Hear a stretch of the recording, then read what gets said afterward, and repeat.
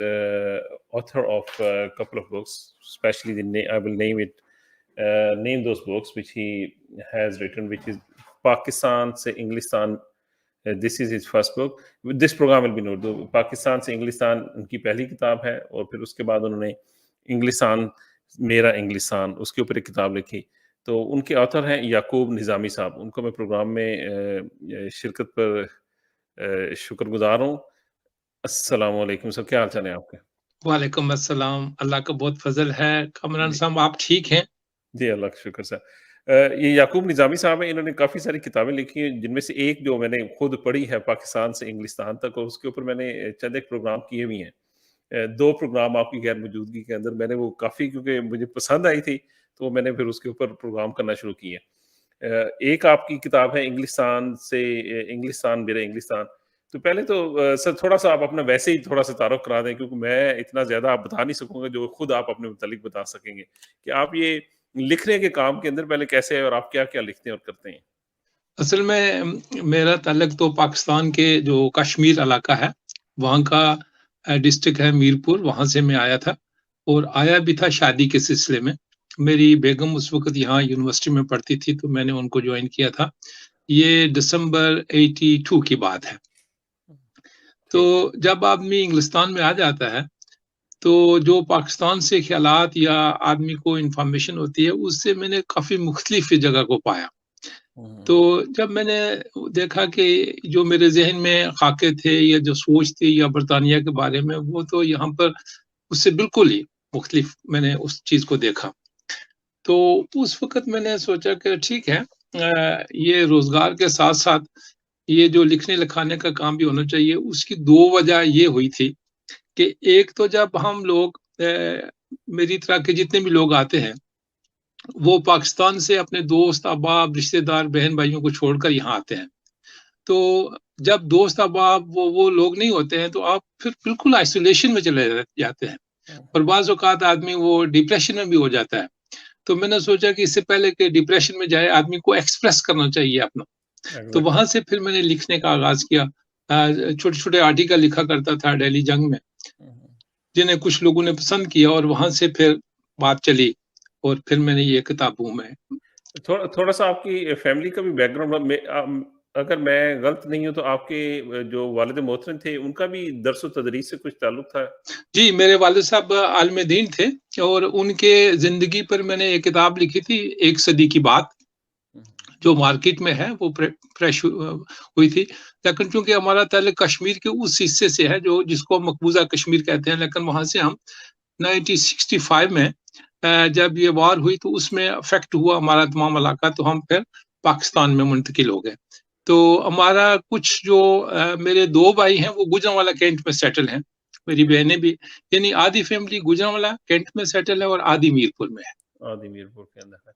चलिए दोबारा जो पाकिस्तान से इंग्लिस्तान की उसके ऊपर आते हैं, तो इसके अंदर जो मैंने इस किताब को पढ़ा, तो स्टार्ट में यकीन करें कि मुझे तो कुछ नहीं मालूम था, जैसे हिस्ट्री आपने बताई है, तो पता चलता है कि आपने बहुत ज़्यादा मेहनत की है वो हिस्ट्री को डिग आउट करने में। और दूसरा क्वेश्चन साथ के साथ मैं ये भी कहूँगा कि क्या आपने हमारे पाकिस्तान के जो निज़ाम तालीम वाले लोग हैं, उनको बताया कि कुछ आप जो है हमारी हिस्ट्री जो स्टूडेंट्स को पढ़ाते हैं, उनको भी इस हिस्ट्री के मुतालिक बताएं कि असल हिस्ट्री क्या है हमारे लोगों की वहाँ पे, वो कैसे कैप्चर हुए, कैसे ये निज़ाम बना, और अभी तक हम उस निज़ाम के अंदर कैप्चर हुए पड़े हैं? जी, बात ये है कि जब मैं यहाँ पर आ गया, तो डिफरेंट लोग मुझे मिलते थे, और हर कोई आदमी ये साबित करने की कोशिश करता था कि वो सबसे पहले यहाँ बरतानिया में पहुंचा, या अगर कोई खातून मिलती थी तो वो कहती थी कि मैं इस शहर में सबसे पहली हूँ। तो मेरे घर में एक उसको कसवटी आप कह सकते हैं कि मेरी जो मदर इन लॉ थी वो 1956 में इंग्लैंड आई, ठीक है, और मेरे फादर इन लॉ 1940 में आए। तो मेरी जो मिसेज है, मेरे ब्रदर इन लॉ थे, वो यहाँ बरतानिया में, यहाँ ब्रेडफोर्ड में ही पैदा हुए। तो वहां से मुझे पता चलता था कि अगर कोई 1960 में है तो ये गलत बात है, क्योंकि मेरी मदर इन लॉ 56 में आई, फादर इन लॉ 1940 में आया। तो वहां से फिर जब क्वेश्चन पैदा होता है, तो फिर आपको रिसर्च का आगाज करते हैं।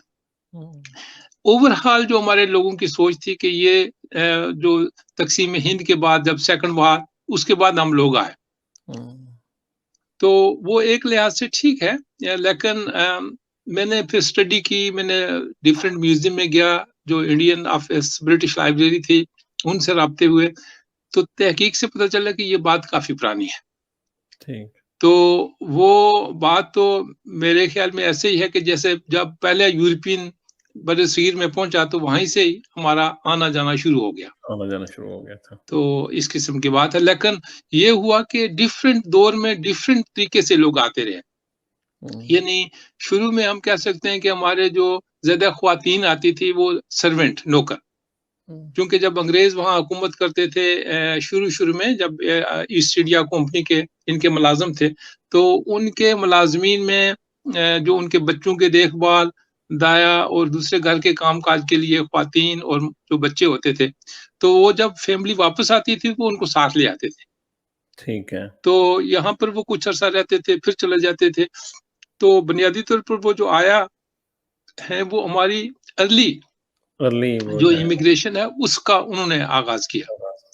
तो फिर हमारे जो जहाज के लोग थे वो जहाजी, क्योंकि बुनियादी तौर पर मैं तो उससे बरसगीर उससे उससे उससे पहले एक और चीज़ की तरफ मैं जाना चाहूँगा। सॉरी, मुझे पता है कि प्रोग्राम में हम एग्ज़ैक्ट डेट्स समटाइम नहीं बता सकते हैं। एक मैं क ब पूछना चाहूँगा कि सबसे पहले ये लोग जो हैं, कौन से लोग बरसगीर यानी कि हिंदुस्तान के अंदर गए और उन्होंने देखा कि ये तो एक सोने की चिड़िया है, रेदर देन कि हम जो इधर रह रहे हैं, वो तो बरसगीर जो है प्रॉपर एक आपने लफ्ज़ यूज़ किया कि ये सोने की चिड़िया है। तो जी, वो कौन से लोग थे और कहाँ से गए थे वो वो? सबसे पहले मैं उसको लिंक करूंगा कि जब स्पेन में फॉल हुआ मुसलमानों का, जी। तो उसके बाद चूंकि ये पुर्तगाल और स्पेन एक ही मुल्क था, मुसलमानों की हुकूमत हुई, हुँ, तो वो 1498 में 92 में मुसलमानों का फॉल हुआ। हुँ, हुँ। तो उसके बाद फौरी तौर पर इन लोगों के अंदर एक जज्बा पैदा हुआ कि हम दुनिया में जाएं, स्पेन और पुर्तगाल के लोग। तो पहला पुर्तगीज वास्को डा गामा जिसको हम कहते हैं, वो 20 मई हुँ, 1498 को ठीक। ये बड़े सगीर में पहुंचा। बरसगीर में और पहुँचे। चूंकि बात ये थी कि यूरोप और बड़े सगीर के दरमियान मिडिल ईस्ट आता है, तो जी। तजारत मिडिल ईस्ट के अरब जो थे ना ये करते थे। हुँ, तो ये चाहते थे कि हमारा बराह रास्त उनसे ताल्लुक पैदा हो जाए। ठीक तो है। इनको वो पता नहीं था कि वो कैसे करना है। तो हुँ, फिर ये एक अरब था, उससे मिला, उनको पैसे दिए इस वास्को ड गामा ने, तो हुँ, ये जाके बरसगीर में पहुंचे और वहां से इनका आगाज हुआ यूरोपियन का। तो बिल्कुल, पहला जो ब्रिटिश था वो 1608 में, ठीक, उस वक्त हमारे बादशाह जहांगीर थे। ठीक। और ये सूरत एक स्टेट जगह है, ये रियासत गुजरात वहां पर। तो वहां से फिर वो जहांगीर के पास गए और बुनियादी तौर पर ये जाते थे तजारत केस कि हम तजारत करेंगे आपके लोगों के साथ, क्योंकि हुँ, उस वक्त चाहे मसाले, गर्म मसाले हुँ, और पटसन और ये जो कॉटन के कपड़े हैं और इसके नील हुँ, रंग करने के लिए, तो इस किस्म की चीजें ये लाने के लिए इन्होंने माहिदे किए। हुँ, तो फिर ये आपस में भी इनके जंग होते रहे, क्योंकि फिर डच चले गए वहां पर, वलंदेजी। हुँ, हुँ। तो फिर इनके यूरोपियन, ब्रिटिश, पुर्तगीज और ये वलंदेजियों की जंग हुई, लेकिन आखिर पर कामयाबी ये ब्रिटिश वालों की हुई, इन्होंने कब्जा कर तो ये लिया। जंग वहाँ पे हुई बरसगीर के अंदर हुई? बरसगीर के अंदर चूंकि तजारत को कब्जा करने के लिए इनका था तजारती ना कि जंग हमारा जिसे आप कब्जा कह हो। सकते हैं, हाँ जी, तजारती जी जंग जी। आप कह सकते हैं। तो तो उसके लिए हुआ था, लेकिन उसके लिए तजारत के साथ साथ ये दो काम और भी करते थे। एक तो मजहब के लिहाज से, हुँ, क्योंकि 14 उस वक्त जो ईसाइयत थी ये बहुत स्ट्रांग थी यूरोप में। ठीक तो है। उसके फैलाव के लिए इनके पादरी भी साथ साथ जाते थे, तो जो हुँ, जिसकी वजह से कन्वर्शन शुरू हो गई। हुँ, लेकिन उससे पहले जब अरब थे, तो अगर आप बर्रे सगीर के या दुनिया के समुद्रों के नक्शे देखें, हुँ, तो समुद्रों पर काफी मुसलमानों की आबादी इस वक्त भी है, बर्रे सगीर में भी।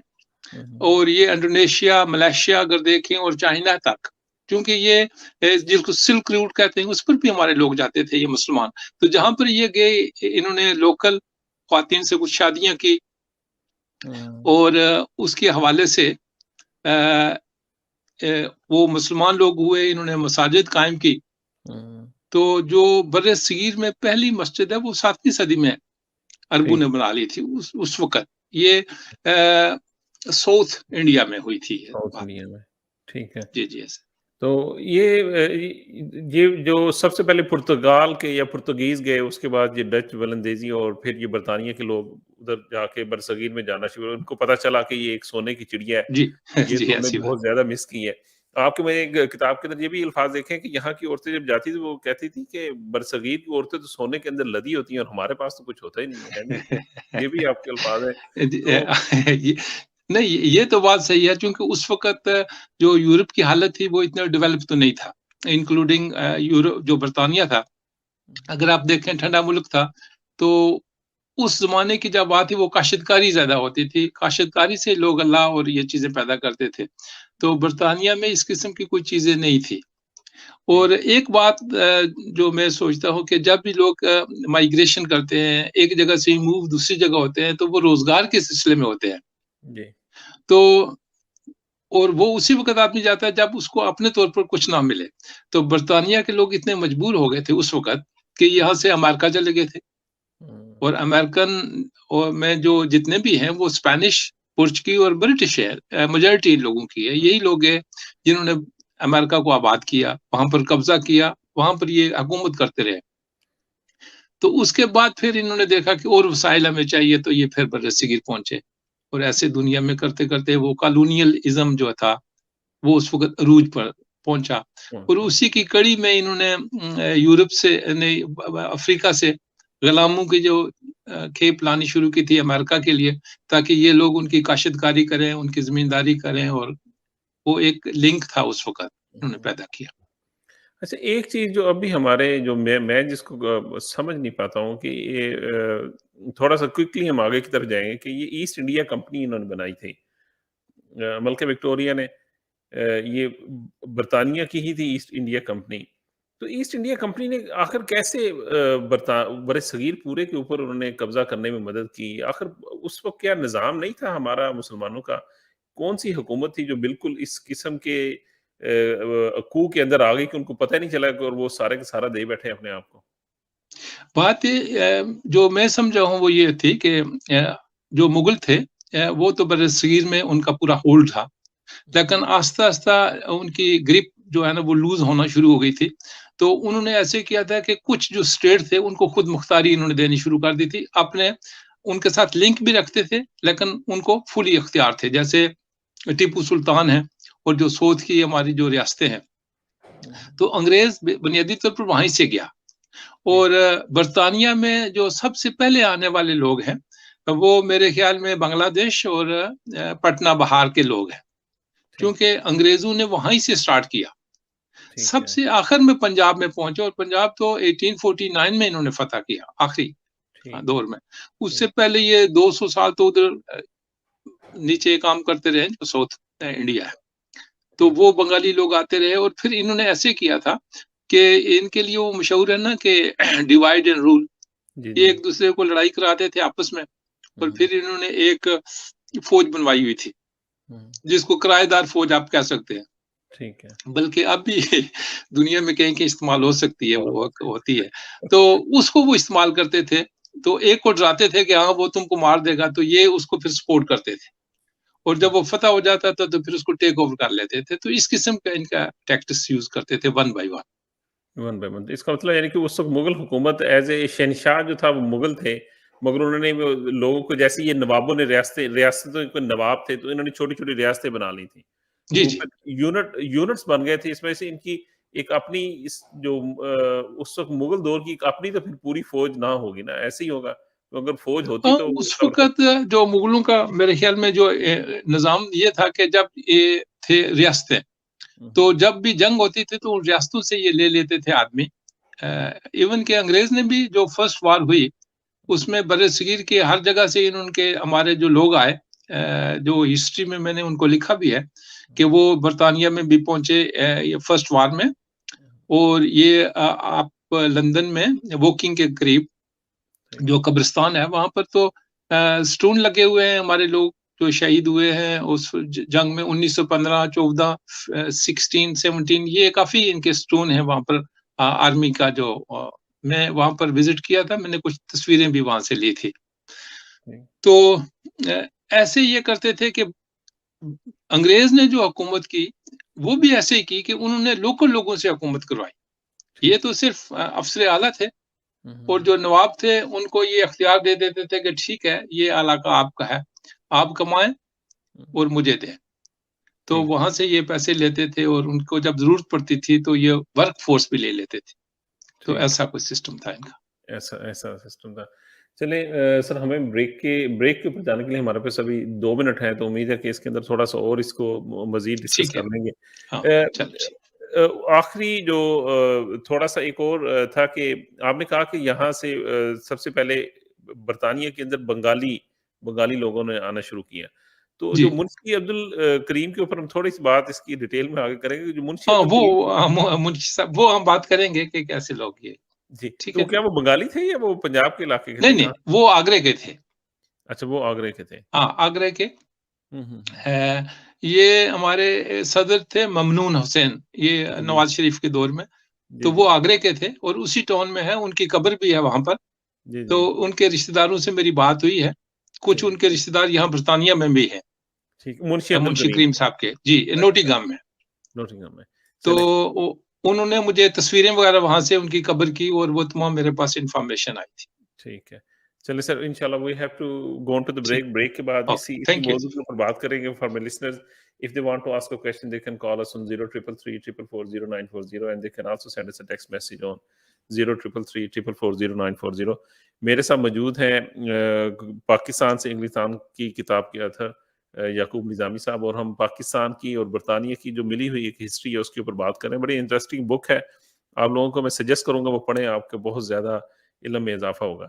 और इसको इसलिए इसी वजह से पढ़ने के बाद मेरे अंदर एक शौक पैदा हुआ कि मैं याकूब निज़ामी साहब को लेकर आऊँ ताकि हमारे जो लिसनर्स हैं, उनको भी मालूम हो कि हमारी हिस्ट्री क्या थी। तो उस हिस्ट्री को जानने के लिए हम इनसे बात कर रहे हैं। तो प्रोग्राम में स्टे ट्यून्ड रहें। इंशाल्लाह मिलते हैं ब्रेक के बाद। टिल देन अस्सलाम वालेकुम, welcome back to Revive FM 94.2। I am your host Nawaz Raja, Pakistani video weekly program signature talk और आज हमारे साथ मौजूद हैं याकूब निज़ामी साहब। ऑथर हैं पाकिस्तान से इंग्लिस्तान की बुक की। इन्होंने और भी काफ़ी सारी बुक्स लिखी मगर आज हम डिस्कस कर रहे हैं पाकिस्तान से इंग्लिस्तान तक और इस बुक के अंदर बहुत अच्छी हिस्ट्री बताई गई है बरे-सगीर के मुतालिक और जो हमारे लोग पाकिस्तान से उस वक़्त के पाकिस्तान या हिंदुस्तान से बरतानिया के अंदर आए उसके मुतालिक है। याकूब निज़ामी साहब मुंशी अब्दुल करीम के ऊपर जाने से पहले मेरे ज़हन में एक क्वेश्चन और आ गया कि मैंने सोचा कि तरतीब से चलते जाएँ।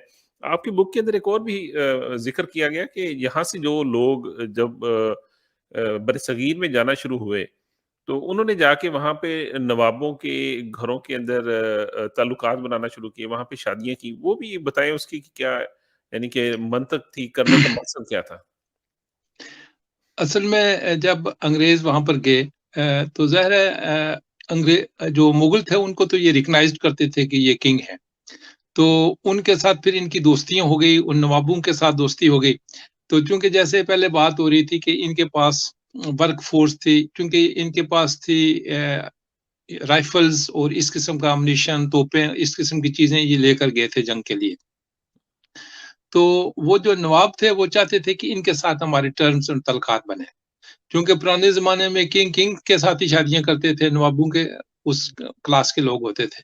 तो इनकी फिर शादियाँ वहाँ उन्होंने मकामी ज़ाहिर है आम लोगों से तो नहीं हुई, वो जो मुग़ल थे उस पर कुछ किताबें भी हैं, व्हाइट मुग़ल एक बहुत बड़ी किताब है अगर कोई पढ़ना चाहे, उसमें तमाम वो तफ़सील लिखी हुई है।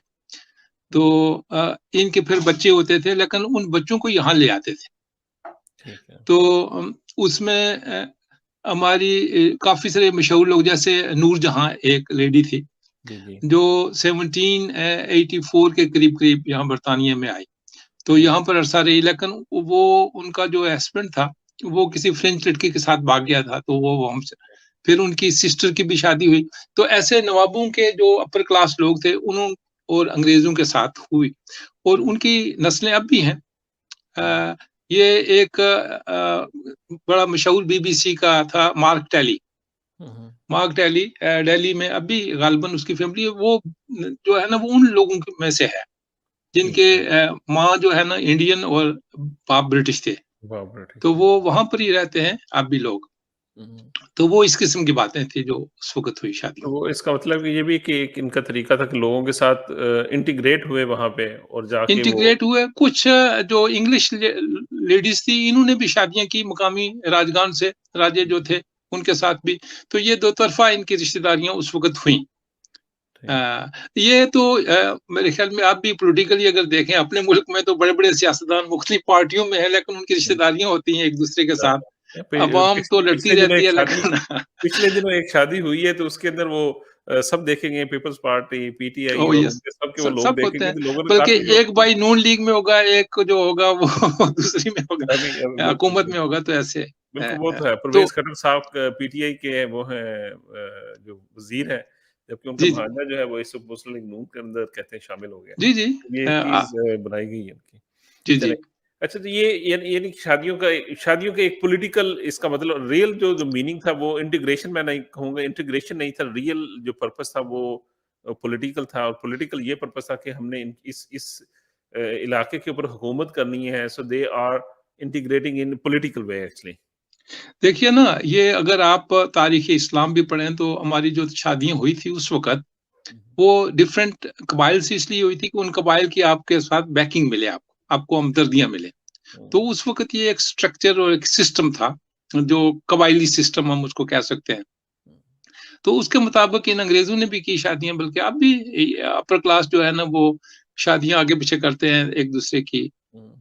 होने के लिए। तो चलिए, अच्छा ये मुंशी अब्दुल करीम का सर थोड़ा-सा बताएँ क्योंकि ये जी, बड़ा उसके ही बाद जो मतलब जो बहुत जो अहम हमारे किरदार निभाया। बरतानिया में लोग हैं ना, ये मैंने शुरू में बताया था कि आए हैं, और उसके बाद आए थे ये जो शिपों पर लोग आए, ठीक है, ठीक है? उन शिपों पर ही सबसे पहले ज़्यादा बांग्लादेश के लोग आए, ठीक और है, ये लंदन में ईस्ट एंड कमर्शियल रोड पर, ठीक है। वहाँ पर एक थे मास्टर आयूब, ओके, उनकी शॉप थी, उनका मकान था नंबर 13, वो बांग्लादेश लोगों का सेंटर था। ये ठीक, 1920 की मैं बात कर रहा हूँ, आज ठीक है, से 100 साल पहले। 2 साल पहले। बल्कि अगर कोई इस पर पढ़ना चाहे तो across the 7 sea and 13 river एक किताब है, हुँ, जो हुँ, 87 में किसी ने उन लोगों से इंटरव्यू करके मरतब की थी, बांग्लादेश के लोगों की ही है वो। ठीक है। तो ये लोग उस वक़्त वहाँ पर सेटल होना चाहिए, ये मज़दूर तबका था ज़्यादातर। हुँ, हुँ, लेकिन उसमें जो फ़ेमस लोग हमारे आए, उसमें सबसे पहले था शेख दीन मोहम्मद।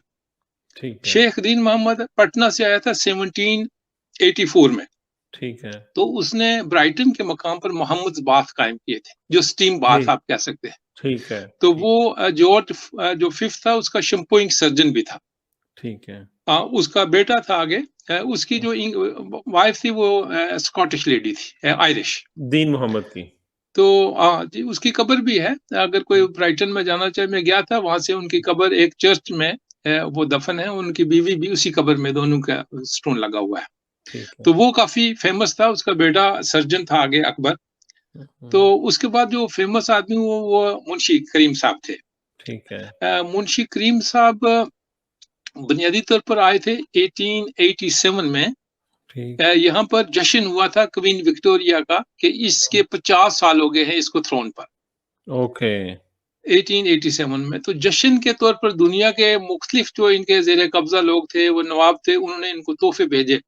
तो हुँ, उन तोहफ़ों में बर्रसगीर से 2 आदमी आए थे एज़ ठीक ए है। सर्वेंट। तो ओह! उनमें मुंशी साहब भी थे और खुदा बख्श थे 2 बंदे। ठीक है, तो मुंशी साहब उस वक़्त यंग थे, ही वाज़ 24 उस ओके। वक़्त। तो इनका बुनियादी तौर पर ये काम था कि ये सर्व करते थे टेबल पर खाना और इस किस्म की बातें। हुँ, हुँ, तो वहाँ जो उस वक़्त क्वीन थी, तो उनको मुंशी साहब की जो चाल-चलन और ये स्टाइल पसंद आया।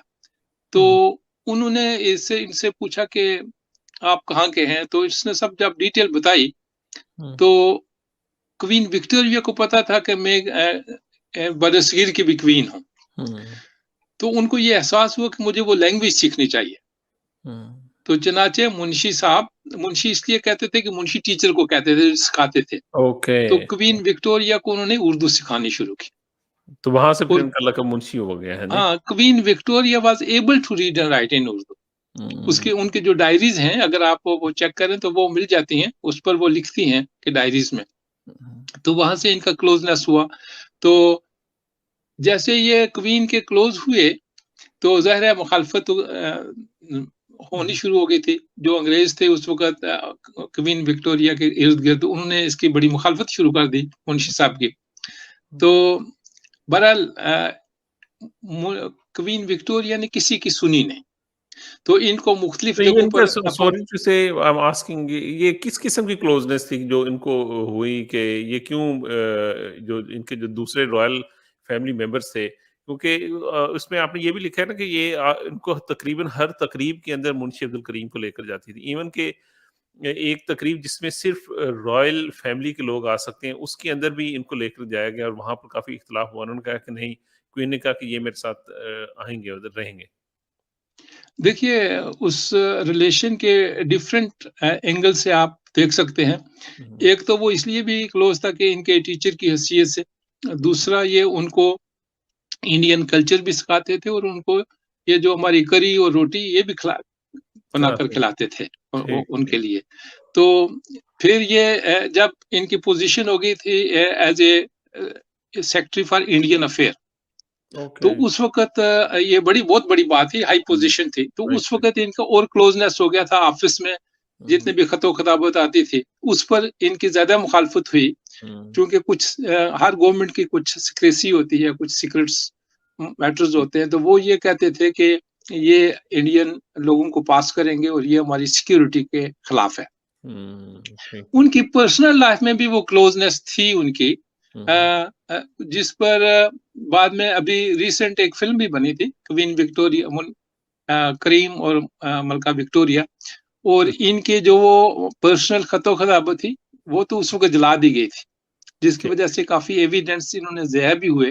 हुँ, हुँ, तो उसके लिए आप डिफरेंट थ्योरीज़ कह सकते हैं, लेकिन हुँ, अ, मलका विक्टोरिया के बहुत ही करीब और आखिर तक जब उनकी डेथ हुई थी, ये आइल ऑफ वाइट में जो पैलेस है, वहाँ पर अगर मौका मिले तो आप जा सकते हैं, वो बेड अभी तक मौजूद है, ठीक है। जहाँ पर मलका विक्टोरिया की डेथ हुई थी। हुँ, हुँ, और उसके निचला फ्लोर जो है, ग्राउंड फ्लोर पर है, वहाँ एक दरबार रूम है। तो हुँ, दरबार रूम में वो जो इंडिया से जो नवाब इनको तोहफे भेजते थे, वो रखे हुए हैं, अभी भी उनकी तस्वीरें भी हैं। तो वहाँ पर साथ बाद में फिर मुंशी साहब की मिसेज़ भी आ गई थी। हुँ। अ, तो आपकी बातों से ये ज़ाहिर हो रहा है कि जैसे जो क्वीन विक्टोरिया है वो जो है बरे-सगीर के कल्चर से बहुत ज़्यादा मुतासिर हो गई थी।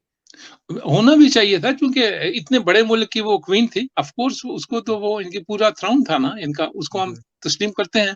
क्योंकि 1887 में तो कंप्लीट बरसगीर ब्रिटिश एम्पायर के अंडर चला गया था। हुँ। तो वो क्वीन ऑफ कोर्स बरसगीर की बहुत मलका थी।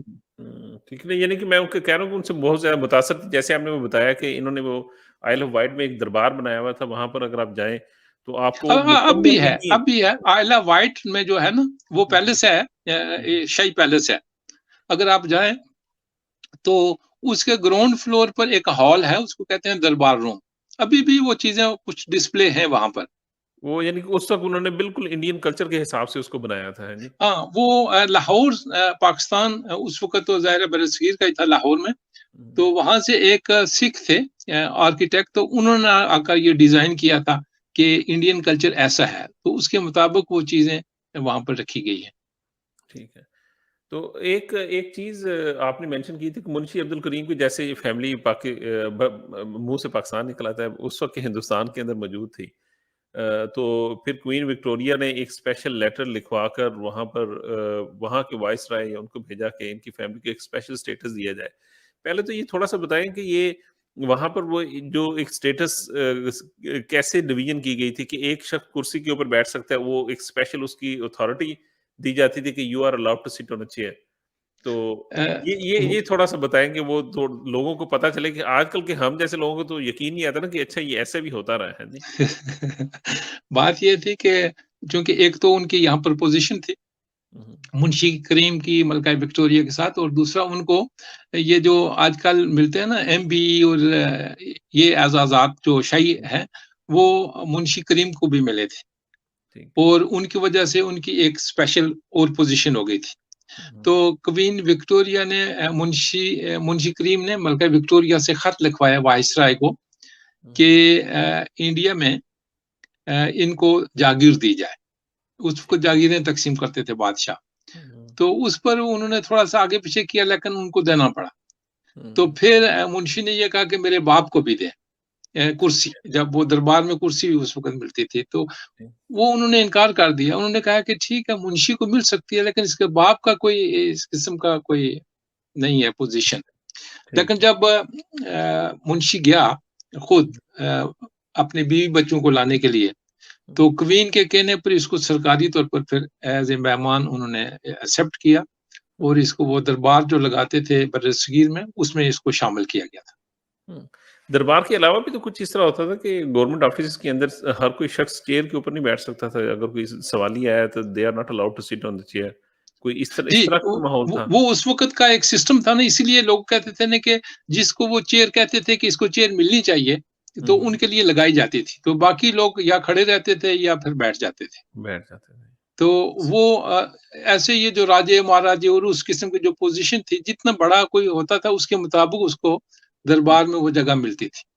चलें चलें sir, we have to go on to the break. Break के बाद थोड़ा-सा वो आखिर वाला हिस्सा जो होगा ना, वो आजकल के दौर के हिसाब से मैं बात ठीक करूँगा है, मंगेतरिज़्म इंशाल्लाह, के बारे जरूर से। बात तो होगी। मंगेतरिज़्म के ऊपर आप खुल के ज़रा बताइएगा कि ये ठीक है, मंगेतरिज़्म है ओके, क्या चीज़? Thank you. तो मिलते हैं ब्रेक के बाद। फॉर माय लिसनर्स, मेरे साथ मौजूद हैं याकूब निज़ामी साहब, और अगर if you want to ask a question you can call us on 0333440940। इंशाल्लाह मिलते हैं ब्रेक के बाद। टिल देन अस्सलाम वालेकुम। याकूब निज़ामी साहब के साथ और डिस्कस हो रहा है इंग्लिस्तान और पाकिस्तान दोनों की हिस्ट्री को। प्रोग्राम के इस हिस्से में बात करेंगे हम मंगेतरिज़्म के ऊपर, जो आपने किताब के अंदर मेंशन किया मंगेतरिज़्म, उसके ऊपर डिस्कस होगा। For my listeners, if they want to ask a question from Yakub Nizami sahab, they can call us on 0333440940 and they can also send us a text message on 0333440940। Sir, ये मंगेतरिज़्म का जो लफ्ज़ आपने बड़ा अच्छा मैं कहूँगा चुना अपनी किताब के लिए। थोड़ा-सा इसका बता दें कि ये भी आपके ज़हन में क्यों आया? क्योंकि आप खुद मंगेतर बन के आए थे या वैसे ही आपके ज़हन में आ गए?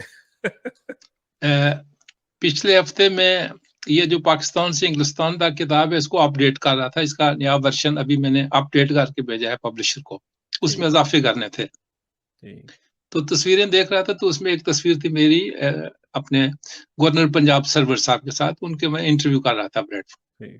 तो वो मैंने ऐसे फेसबुक पर लगा दिया कि ये जब हम दोनों जवान थे उस वक्त का फोटो है। जी, मैंने तो देखा। हमारे एक दोस्त ने पूछा कि आप दोनों में मुश्तरक क्या चीज है? तो मैंने कहा कि हम दोनों मंगेतर हैं।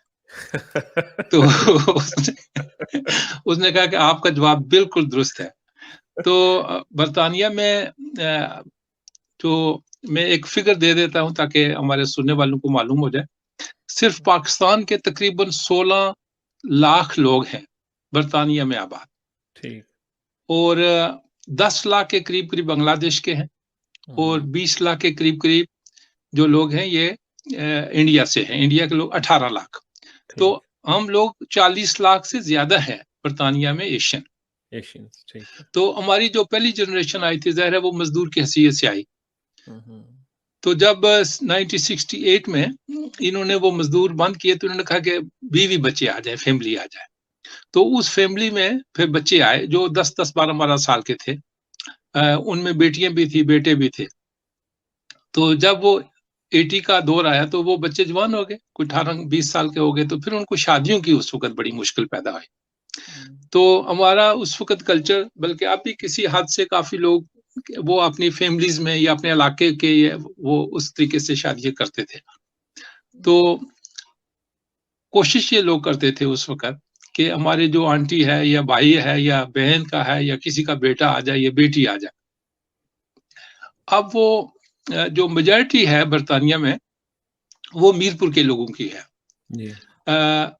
और ये तकरीबन 10-12 लाख है मीरपुर का आदमी बरतानिया में, क्योंकि वो एक तो मंगला डैम की इफेक्ट हुए थे, दूसरा जहाजों के, उसके बाद जो अटक के लोग हैं और गुजर खान के हैं। फिर जो पाकिस्तान के दूसरे शहरों के लोग हैं वो भी हैं, जैसे जेलम है, गुजरांवाला, लाहौर और पंजाब और साउथ पंजाब के, लेकिन उनका रेशियो इतना नहीं है जितना इन लोगों का था, जितना मीरपुर का तो है। तो इन लोगों ने ऐसे किया कि शादियों का जब बंदोबस्त आपने हुआ, तो अब जो बच्चे इंग्लिस्तान में आ गए थे, ये स्कूल जाना शुरू हो गए थे, यहाँ वो पढ़ना लिखना शुरू हो गए थे, एक डिफरेंट कल्चर में उनकी परवरिश शुरू हो गई। तो जब पाकिस्तान से आना शुरू हुए, तो उसमें बड़ा मुश्किल पैदा हुआ उस वक़्त, क्योंकि बहुत से ऐसे थे जो पढ़ लिख नहीं सकते थे। ठीक है। अब बर्तानिया में जो लड़की है जो लिख पढ़ सकती थी, हुँ, तो अगर उसका मंगेतर लिख पढ़ नहीं सकता था, तो वो वहाँ से बड़ी प्रॉब्लम शुरू हुई। फिर यहाँ पर एक सोशल स्ट्रक्चर ऐसा है कि लड़कियाँ स्कूल में जाती हैं, शॉपिंग के लिए जाती हैं आगे-पीछे, तो वो जब एक आदमी एक देहात से आता है, तो उसके लिए तो बड़ा मुश्किल था ये। उसको हुँ, वो ज़हनी तौर पर एक्सेप्ट नहीं करता था। ठीक है कि ये बाहर क्यों गई है, ये ऐसा क्यों हुआ? तो वहाँ से फिर बड़ा इख्तिलाफ शुरू हुए और वाह! ये मेरे ख़्याल में ज़हनी बहुत बड़ा एक ख़िलाफ़ आप कह सकते हैं, कल्चरल क्राइसिस थे वो।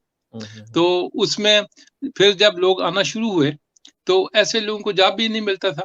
तो वो हुँ, कहते थे कोई ज़ाहिर है लेबर थे, कोई फैक्ट्री में गया, कोई किसी जगह पर गया, जब फैक्ट्रियाँ बंद हो गई तो फिर रेस्टोरेंट में काम करने शुरू कर दिए और मुमकिन है कि लड़की लिख पढ़ कर सॉलिसिटर हो गई हो। अब हुँ, उसका हस्बैंड जो है ना वो किसी रेस्टोरेंट में एज़ ए शेफ या वेटर काम कर रहा है, तो वो भी एक काफ़ी मुताबिकत नहीं थी उनके बताओ। हुँ, शादी में, तो वहाँ से बड़े क्राइसिस हुए। हुँ, हुँ, तो हुँ, वहाँ से फैमिलियाँ टूटी, वो बच्चे बहुत से खुदकशियाँ हुई यहाँ पर, जिनका अखबारों में आता है और मैंने अपनी किताब में उनके हवाले भी दिए। हुँ, तो उस किस्म के वो एक दौर था, ये उसको कह सकते हैं आप 80 से 2000 तक। ठीक है। तो उसके बाद फिर हालात चेंज होना शुरू हो गए। जब ब्रिटिश ने लॉ में चेंजिंग शुरू कर दी, हुँ, जब फोर्स मैरिज को एक कानूनी जुर्म करार दिया गया, तो उस वक़्त फिर हमारे लोगों की सोचें भी चेंज होना शुरू हुई। हुँ, बल्कि आज तो इस किस्म के हालात हैं कि हम लोग तरसते हैं कि अगर अपने वतन से कोई बेटी या बेटा आ जाए, हुँ, तो वो हमें सहारा मिल सकता है। मिल सकता है। क्योंकि अब ये एक है कि वो इंग्लिश बोल सकता है, वो तालीमी लिहाज से हुँ, अब हम लोग की सोचें चेंज हो गई हैं। हुँ, अब हम जो है ना, चूँकि दुनिया में जो माशरती निज़ाम है वो तकरीबन 2 तरीके से हैं। एक जिसको हम बरादरी कास्ट सिस्टम जी, कहते हैं और जी, दूसरा है क्लास सिस्टम। हुँ, अब कास्ट सिस्टम जो है, जो किसी कास्ट में पैदा होगा उसी में रहेगा और उसी वक़्त ऐसी हुँ, शादियाँ भी होती थी। हुँ, लेकिन अब बर्तानिया में हम क्लास कास्ट की वजह से क्लास सिस्टम, तो हुँ, क्लास सिस्टम में ये है कि हमारे लोग तो यहाँ पर सब मजदूर की हैसियत से आए और हुँ, उसको आप बॉटम क्लास में कह सकते हैं। तो जी, फिर हमारे लोग पढ़ गए, हमारे बच्चे पढ़ गए, कोई सोलिसिटर बन गया, कोई डॉक्टर बन गया, डिफरेंट में चले गए, तो उनका ऑटोमेटिक वो मिडिल क्लास में लोग चले गए। हुँ, ऐसे ही जो हमारे बिजनेसमैन थे, जी, जी, जैसे सर अनवर हैं, तो जी, ये ब्रेडफोर्ड में बस ड्राइवर थे। तो हुँ, बिज़नेस में गए, तो इस वक़्त बर्तानिया के टॉप क्लास उनका जो बिज़नेस है और वो वेस्ट अपर क्लास लोगों में जी, चले गए। जी, तो ऐसे ये क्लास सिस्टम भी फिर चेंज हुई। हुँ, अब शादियों के लिए हम लोग ये कोशिश करते हैं साहब, हुँ, इंक्लूडिंग माई सेल्फ, के हुँ, बेटे या बेटी के लिए उसके म्यार का, अगर हुँ, बेटी सॉलिसिटर है तो वो इससे मिलता-जुलता कोई रिश्ता हो, उसका हुँ, पस मंज़र कोई भी हो। हुँ, यानी हम वो नहीं चाहे कह जो सकते मर्ज़ी हैं कि कास्ट हो, चाहे जो हाँ, मर्ज़ी मतलब कास्ट का वो कास्ट मसला खत्म हो खत्म हो गया गया, है। खत्म हो गया, बिल्कुल। ठीक है? कास्ट का हुँ, मसला खत्म है। हाँ, रिलीजन का कंसीडर करते हैं कि मुसलमान हो, हुँ, चाहे हुँ, वो किसी मुल्क का भी हो। हुँ। तो अच्छा, ऐसे ये रिश्ते मुल्कों के अब हो वैसे रहे। हम आप आपने दुरुस्त फरमाया कि अब मुल्कों की भी वो जो है वो डिवाइड खत्म हो गई है। जैसे कि पहले लोग कहते थे पाकिस्तान का है, तो सिर्फ़ पाकिस्तानी लड़की या लड़का हो। तो जी, अब जो जी। इंडियन अगर मुसलमान या लड़की या लड़का मिल जाए तो वो कहते हैं ठीक है, it's okay he is doing well, we should go ahead with it. जी, जी, जी, ऐसा है। ऐसा है क्योंकि अब लोगों की सोचें चेंज हो गई हैं, क्योंकि पहला ये सोच था हुँ, कि यहाँ से पैसे बनाएँगे, हुँ, अपने मीरपुर या अपने इलाके में कोठी बनाएँगे। अब वो सोच खत्म हो गई है। अब लोग चाहते हैं कि जहाँ पर हम हैं, जहाँ पर हमारे बच्चे हैं, वहाँ पर रहें, खुशहाल रहें। और फिर कानून ने भी हमको बाँधा हुआ है। हुँ, तो इस किस्म की वो जो मुश्किलात थी हुँ, मंगेतरों की, वो 20 साल पहले वाले में। 1980 से लेकर 2000 तक वो काफ़ी सफ़र हुए बेचारे दोनों। ये नहीं है कि लड़कियाँ नहीं हुई, बेटियाँ भी होती रही हैं। और उस वक़्त हमारी सोच भी डिफरेंट थी, उनके पासपोर्ट ले लेते थे, उनको स्टे के लिए नहीं करते थे, यानी जितने भी मसाइल हैं वो मैंने उसको डिस्क्राइब तो किया है मुझे अंग्रेज़ ये तरीज़म में। ये मेरे ज़हन में क्वेश्चन था कि आपसे पूछूँगा कि पासपोर्ट लेके रख लेते थे ताकि वो बंदा कहीं पे ना जा सके, है जी? हाँ, यस ये नहीं ये करते थे। ब हुँ, बल्कि ऐसा हुआ कि यहाँ से उनको लड़के को लेकर जाते थे कि ठीक है हुँ, चलते हैं बेटे अब वापस 2-3 साल हो गए हैं तुमको। तो वहाँ पर उसको घर पर छोड़कर उसका पासपोर्ट पास चुपके से कहते थे वो आंटी के घर हम जा रहे हैं, कल आ जाएँगे। तो वहाँ से वो जहाज़ में बैठकर आ जाते थे और हुँ, उस लड़के को 2-3 साल जो यहाँ लगाता था वो फिर अपने मुल्क में। हुँ, और फिर इस किस्म के बहुत से हालात हुए कि फ़ैमिलियाँ टूटी उसमें। हुँ। बहन भाई-भाई से बात करने के लिए बहन-भाइयों के रिश्ते ख़त्म हुए, तो काफ़ी उसमें मगर अब जैसे आप फरमा रहे हैं कि काफ़ी कुछ चेंज हुआ, अब लोग यहाँ पर ही सेटल होना चाहते हैं। वो पहले पाकिस्तान में बनाते थे, अब वो वाला सिलसिला खत्म हुआ है, वो कहते हैं चलिए अब इधर ही ऐसे ही बनाएँ। मगर समझते जी। नहीं पिछले दिनों जो बरतानिया के अंदर एक कानून पास जो लोअर हाउस से हो गया, अपर हाउस लॉर्ड्स में होना है कि अगर कोई मसला मसाइल फ़र्ज़ करें किसी से कोई गलती हो जाती है, किसी बच्चे से हो जाती है, तो उसका जो परदादा या दादा या परदादा जिस मुल्क से वो माइग्रेट होकर आया था, उसको वहीं पे डिपोर्ट कर दिया जाए। तो आप समझ रही हैं कि ये एक धचका लगेगा, लोगों के ज़हन के अंदर अब एक आएगा कि ठीक है, बेशक हम अपने आप को इधर सेटल कर चुके हैं, यही एक हमारा मुल्क है, मगर हमें कुछ ना कुछ वापस हमें पाकिस्तान के अंदर भी इन्वेस्ट करना होगा क्योंकि इनका लॉ खुद कह रहा है कि आप यानी कि सेकंड कैटेगरी सिटीज़न आप you are not British anymore.